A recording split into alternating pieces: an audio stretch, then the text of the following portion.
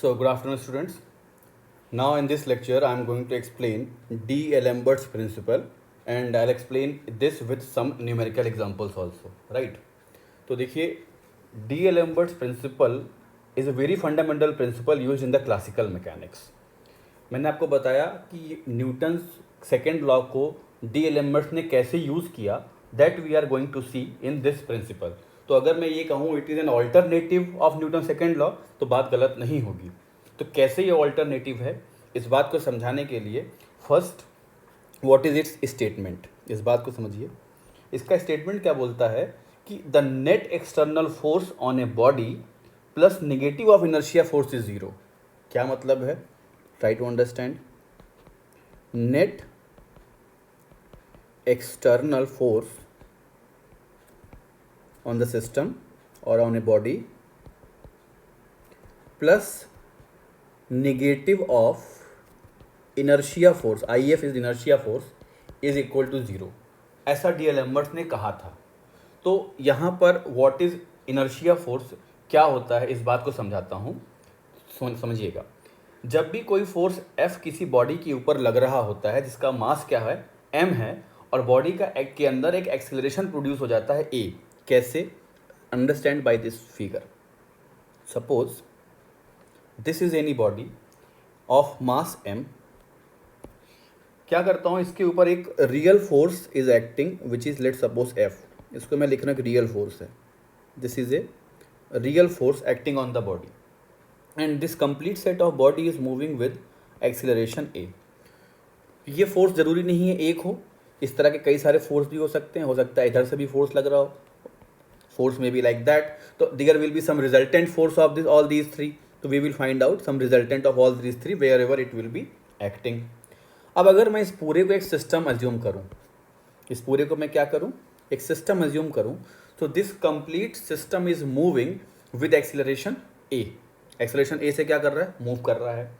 तो D'Alembert साहब ने क्या बोला कि अगर कोई सिस्टम जिसका मास m है is acted upon by number of force f is moving with the acceleration a, then to make this complete system at rest, what you need to do, just introduce a inertial force, a pseudo force और a fictitious force जो real में exist ही नहीं कर रहा है, opposite to that motion. मतलब उन्होंने क्या कहा कि इसके अपोजिट साइड में एक फोर्स लगाओ जिसको क्या बोला गया, m इंटू ए. अगर आप ऐसा करते हैं तो ये पूरा सिस्टम क्या हो जाएगा, रेस्ट में फील होगा. That means this complete system is called in dynamic equilibrium. और इस फोर्स का उन्होंने नाम क्या दिया, late me right, fictitious force. इसको ही स्यूडो फोर्स भी बोलते हैं. तो ये पूरा सिस्टम किस में नज़र आएगा, रेस्ट में नज़र आएगा. तो mathematically if I will write this, तो क्या लिखूंगा, F minus m a is equal to zero. D'Alembert ने बोला कि अगर आप मैथमेटिकली इस बात को लिखेंगे तो it will be what, F minus m a is equal to zero, where F may be what, the number of forces acting on the body. तो ये एक बहुत मोस्ट कॉमन फॉर्म है and this implies that the body is in dynamic equilibrium. अगर ऐसा लिखा है तो क्या बताता है, body is in dynamic equilibrium, right. ये बात आपको समझ में आती होगी. और जो फिक्टिशियस फोर्स है यानी एम ए, दिस वन, इसी को क्या बोलते हैं, इनर्शिया फोर्स बोलते हैं. इसी का नाम क्या है, इनर्शिया फोर्स है. And it acts through the centre of mass of the rigid body. कहाँ पर एक्ट करता है, रिजिड बॉडी के सेंटर ऑफ मास पर ये फोर्स काम करता है. सिमिलरली अगर मैं आपको बोलूँ in case of rotating body, अगर कोई बॉडी क्या है, रोटेट कर रही है, let me draw one figure to understand, to make you understand. Basically suppose कीजिए ये कोई बॉडी है which is rotating about some axis at a distance of r from the centre. A force is acting on the body which is representing here as f. यहाँ पर कोई force लग रहा है, ये बात समझ में आती है, राइट. तो net movement F R about the mass centre can be balanced by inertial torque. And inertial torque क्या हो जाएगा, inertial torque is equal to I alpha, torque T is equal to I times alpha, where I is the centroidal mass moment of inertia and alpha is the angular acceleration. देखिए क्या कह रहा हूँ मैं, force F है, radius R है, both are at 90 degree, तो यहाँ पर जो मूवमेंट होगा वो क्या होगा, एफ इंटू आर होगा obviously. Then because of F R this complete body is rotating with angular acceleration alpha. जैसे यहाँ पर फोर्स एफ की वजह से बॉडी मूव कर रही थी एक्सीलरेशन ए से, तो यहाँ इस फोर्स एफ की वजह से बॉडी रोटेट कर रही है एक्सीलरेशन अल्फा से। तो इस बॉडी को डायनेमिकली बैलेंस करने के लिए क्या करना पड़ेगा, अकॉर्डिंग टू डी एलम्बर्ट्स इसके मोशन के अपोजिट, जैसे प्रीवियस में मोशन के अपोजिट, मोशन था फॉरवर्ड डायरेक्शन में, इसके अपोजिट क्या किया गया था, एक इनर्शिया फोर्स लगाया गया था। सिमिलरली यहाँ मोशन कैसा है, clockwise, F R is the moment clockwise, तो इसके अपोजिट क्या लगाना पड़ेगा आपको, you have to introduce an inertial force which is what here the pseudo force जिसको आप बोलते हैं, which is equal to I times alpha, I times alpha. What is I, I is the, let me write, centroidal mass moment of inertia,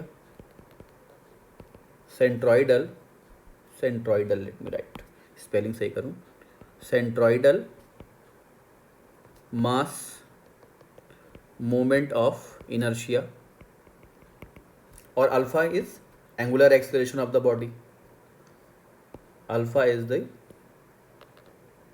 angular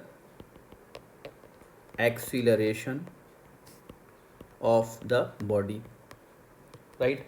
so mathematical form अगर देते हैं तो मुझे क्या लिखना चाहिए, this is equal to F R which is the movement minus I alpha is equal to 0। तो ये इसकी का मैथमेटिकल फॉर्म है डी एलम्बर्ट्स का फॉर एनी रोटेटिंग बॉडी। तो यहाँ मैंने दो इक्वेशन बताई आपको, F minus m a is equal to 0, body will be in dynamic equilibrium, right. Here F R minus I alpha is equal to 0, body will be in dynamic equilibrium. This equation is for, first one is for linearly body is moving, second is for body is moving in the angular direction, right?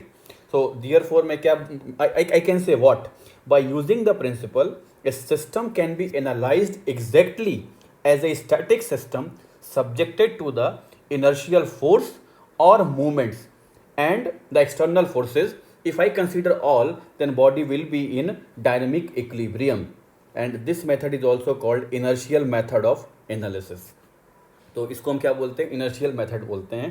Analysis करने के लिए simple तरीका है कि किसी भी dynamic body को क्या करना है, मूविंग बॉडी को डायनेमिक इक्विलिब्रियम में लाना है, तो मोशन के अपोजिट आपको एक इनर्शिया फोर्स लगाना है। वो इनर्शिया फोर्स लीनियर बॉडी है तो एम ए होगा, और रोटेटिंग बॉडी है तो आई अल्फा होगा। इस बात को मैं समझाने के लिए एक एग्जाम्पल यूज़ करता हूँ, that I have written here. See, आप इस क्वेश्चन को ज़रा ध्यान से पढ़ लें और एक बार वीडियो को पॉज करके पढ़ेंगे। मैं रीड करता हूँ।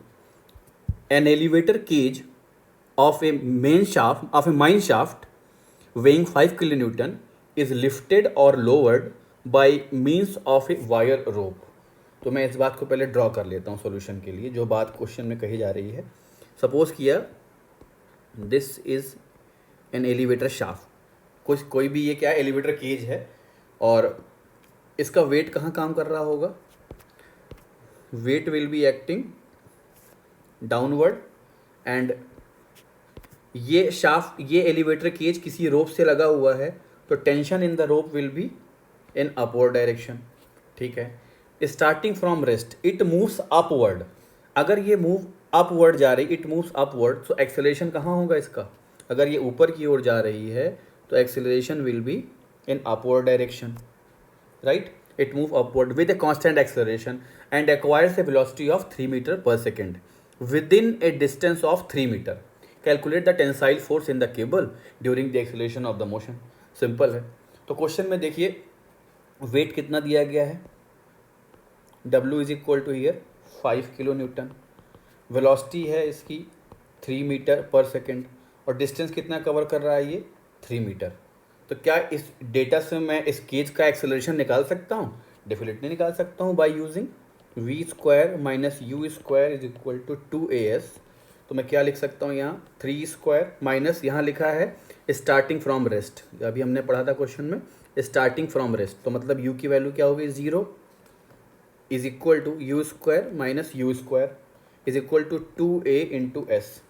तो यहाँ से मुझे a कितना मिल गया, एक्सेलरेशन इस बॉडी का हो गया 1.5 metre per second square, 9/6 1.5 metre per second square, right. अब आप अगर एफ को देखिए तो अगर मैं इसमें इनर्शियल फोर्स को इंट्रोड्यूस करूँ for making it the dynamic equilibrium, समझिएगा ये पूरा मेरा सिस्टम है, इस सिस्टम को मुझे क्या करना है, डायनेमिक इक्विलिब्रियम में लाना है। Let me draw it again, ये इरेज हो गया। I want to put this complete system in dynamic equilibrium. ये ऊपर की ओर मूव कर रहा है, so where I have to introduce the inertia force, मुझे इनर्शिया फोर्स इसके मोशन के अपोजिट लगाना पड़ेगा। तो लेट मी इंट्रोड्यूस हियर, पूरा सिस्टम क्या किया जाए, एम ए के इनर्शिया फोर्स से opposite direction of the motion introduce कर दिया जाए। So I have to write here the equation of motion in X direction और in Y direction. Let's see, ये एक्स डायरेक्शन है and this is y direction and complete forces are acting in y direction, so I am writing summation of Fy is equal to 0। तो क्या हो जाएगी y direction में equation, देखिए tension T upward positive minus weight W downward negative minus ma, एक ये हो गया, एक ये हो गया और एक ये हो गया, तीनों मिलके क्या हो जाएंगे 0। तो मैं लिख सकता हूँ T is equal to W plus ma is equal to W into 1 plus W equal to mg, से m को लिख सकते हैं क्या, W बाई जी, और W मैंने बाहर निकाल लिया है तो 1 plus a by ji.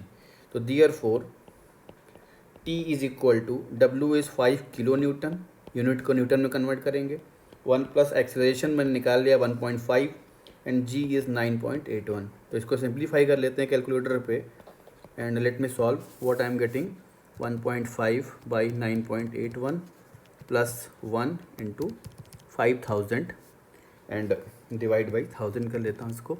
I am getting 5.764 kilo Newton is the final answer.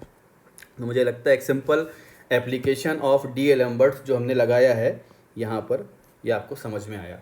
Here T minus W क्या चीज़ है, नेट समेशन ऑफ फोर्सेस, और ma क्या है यहाँ पर, इनर्शियल फोर्स जिसको मोशन के अपोजिट लगाया गया है। तो ये दोनों टर्म समेशन ऑफ Fy हो गए, इज इक्वल टू ma लिखने के बजाय क्या लिखा गया, minus ma is equal to 0 and by using this equation we have solve. तो मैं आपको नेक्स्ट लेक्चर में बताऊंगा how to apply the equation और the d'Alembert principle for the rotating body. ठीक है, तब तक आप इसको रिवाइज कीजिए। Thank you.